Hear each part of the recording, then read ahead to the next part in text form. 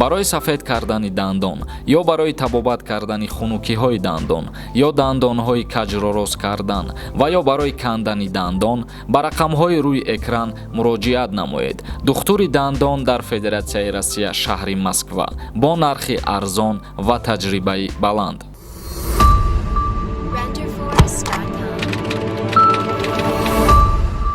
ассалому алайкум ба ҳама тамошобинони барномаҳои Сорбон Сафаров. тамошобинони азиз, мо чанд ахбороти нав дастрас кардем ки айни ҳол ба шумо пешкаш мекунем ва оиди як масъала мехоҳам ба ҳамаи шумо бифаҳмонам. бисёри нафаро дар комментарияҳо менависонанд барои чӣ бисёртар видеоҳои шумо оиди муҳоҷирое, аз сабабе ки зиёди нафарое ки дар канали мо видеоамона тамошо мекунанд дар муҳоҷират қарор доранд ва ба ҳамин хотир мо ҳамарӯза мехоҳем ки сари вақт қарорҳои нав дар Россия ё ки қонунҳои нав дар Россия ё ки муҳоҷирое ки дар мушкилиҳо қарор доранд роҳи ҳалли кори ҳамвора видео карда ба воситаи кодексҳо ва қонун бифаҳмонем.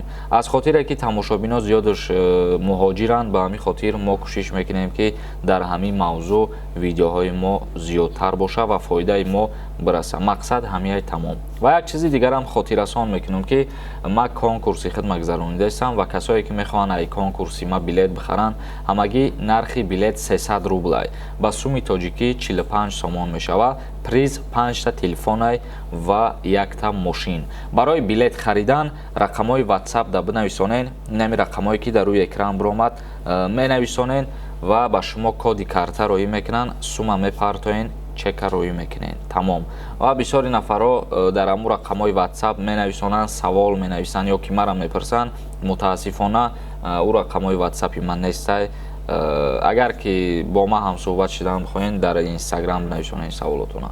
мавзӯи имрӯзаи мо, аввалин ахборот оиди президенти Федератсияи Россия оиди бозкушоии марзҳо сухан гуфт ва шарҳ дод ки кай марзҳо боз мешавад, яъне кай аз Тоҷикистон ба Федератсияи Россия шаҳрвандои тоҷик метавонанд ки ба воситаи нақлиётҳои худшон сафар кунанд.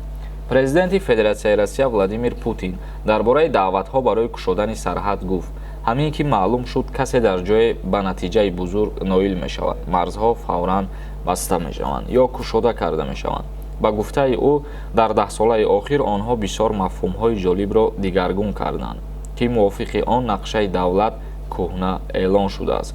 гӯё дар шароити ҷаҳонишавии сарҳадҳои миллӣ ба анархизм табдил ёфтанд ва соҳибихтиёрӣ монеа барои шукуфоӣ аст.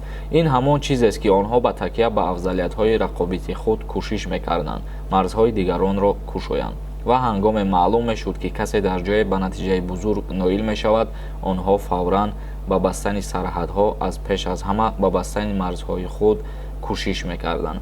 ва ногуфта намонад ки дар ояндаҳои наздик вобаста аз камшавии беморӣ марзҳои Федератсияи Россия ба сӯи ҳамаи давлатҳо боз карда мешавад. нафароне ки аз дарди сутунмуҳра ва дарди буғунҳо ё бемориҳои занона ва мардона ё бемориҳои ҷигар азият мекашанд, пас ба доктор Анвар муроҷиат намоед. доктор Анвар дар Федератсияи Россия шаҳри Екатеринбург кор ва фаъолият мекунад. табобат бо доруҳои гиёҳӣ арзон ва дастрас мебошад. ба рақамҳои рӯи экран ё ба инстаграми доктор муроҷиат кунед. яъне ки президенти Федератсияи Россия оиди бозкушоии марзҳо ҳамин қадар қайд намуд ва гуфт ки дар ояндаҳои наздик Федератсияи Россия марзҳои худша ба ҳамаи давлатҳо кушода мекунад. яъне ояндаҳои наздикаш мумкин ки моҳи дигар боша ё ки баъди соли нав боша.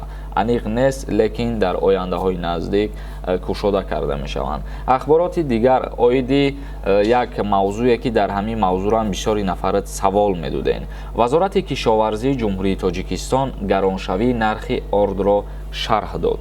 мақомот дар ҷумҳурии Тоҷикистон болоравии нархи ордро ба камҳосилӣ дар давлатҳои содиркунанда рабт дода гуфтанд ки барои танзими он чораандешӣ карданд. яъне аз давлатҳое ки ворид мешавад ба ҷумҳурии Тоҷикистон барои камҳосил буданаш яке аз сабабҳои гарон будани нархи орд ҳамие ки аз давлатҳое ки ворид мешавад ба ҷумҳурии Тоҷикистон дар ҳамун давлатҳо камҳосил шудагиаст. дар ҷумҳурии Тоҷикистон танҳо 50-60% сокинони мамлакатро ба гандуми ватанӣ таъмин кардан мумкин аст. боқимонда аз воридот вобастагӣ доранд. Яъне боз як саволи дигар ба миён меояд ки оё ҷумҳурии Тоҷикистон истеҳсоли гандум надора.